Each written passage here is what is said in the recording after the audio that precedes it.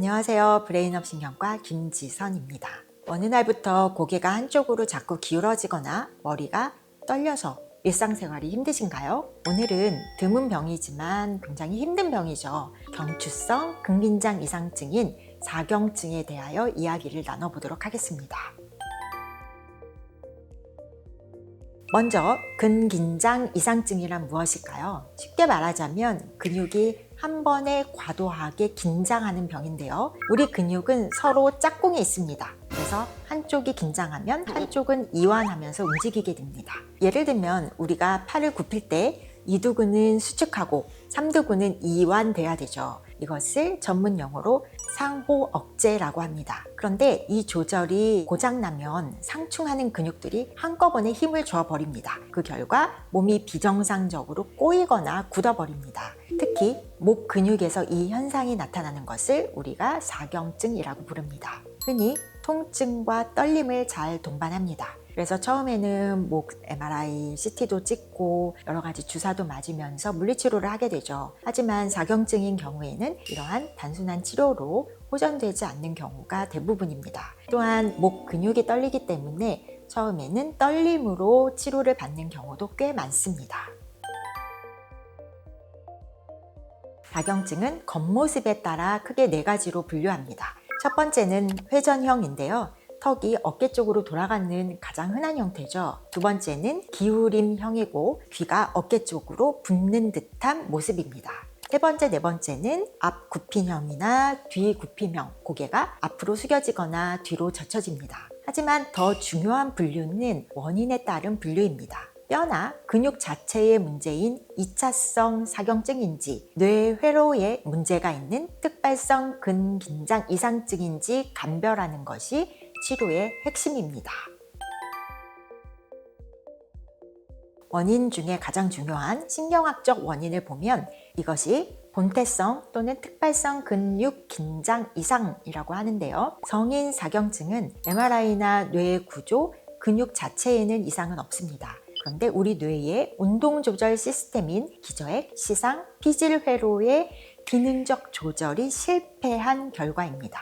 원인의 첫 번째는 기저핵의 필터 기능이 마비된 거예요. 우리 몸의 움직임을 정교하게 걸러주는 기저핵의 억제 신호가 약해지면서 나오지 말아야 할 근육 수축 신호들이 여과 없이 목 근육으로 전달되는 것이죠. 두 번째는 감각 운동 통합의 오류입니다. 최근 연구 등에 따르면 뇌가 몸의 위치 정보를 처리하는 과정에서 심각한 착각을 일으킨다는 거예요. 고개가 틀어지고 있음에도 뇌는 이를 바로 잡으려 하기보다는 잘못된 수축 명령을 지속적으로 내보내게 됩니다. 세 번째 신경학적 원인 중에 하나가 유전적 소인입니다. 과거에는 단순히 스트레스나 습관 탓으로 돌렸지만 이제는 특정 유전자 DYT1 패밀리 같은 연관성이 명확히 밝혀지고 있습니다. 따라서 사경증은 마음의 병이 아니라 정밀한 진단과 과학적인 접근이 필요한 신경학적 질환입니다. 나는 목도 돌아간 것 같고 통증도 있는데 이것이 사경증인지 어떻게 알 수 있을까요? 사경증은 몇 가지 특징이 있습니다. 첫 번째는 방향의 고정성인데요. 목이 뻐근하기만 한 게 아니라 특정 방향으로 고개가 자꾸 돌아가거나 기울어집니다. 억지로 바로 잡으려고 해도 스프링처럼 다시 돌아가려는 힘이 느껴집니다. 두 번째는 머리에 떨림 현상이 있는데 단순히 목만 아픈 게 아니라 머리가 미세하게 떨리는 증상이 동반되기도 합니다. 세 번째는 감각 트릭이라는 현상입니다. 손으로 턱이나 뺨을 살짝만 대도 혹은 뒷머리에 손을 올리기만 해도 고개가 정상처럼 바로 서는 경우가 있습니다. 사경증을 강력히 의심할 수 있는 증상 중에 하나입니다. 사경증은 원인을 알면 치료는 명확해집니다. 사경증에 입증된 치료가 몇 가지가 있는데 종류별로 설명드리겠습니다. 첫 번째는 보톡스 치료입니다. 근데 그 보톡스가 주름 펴는 보톡스 맞나요?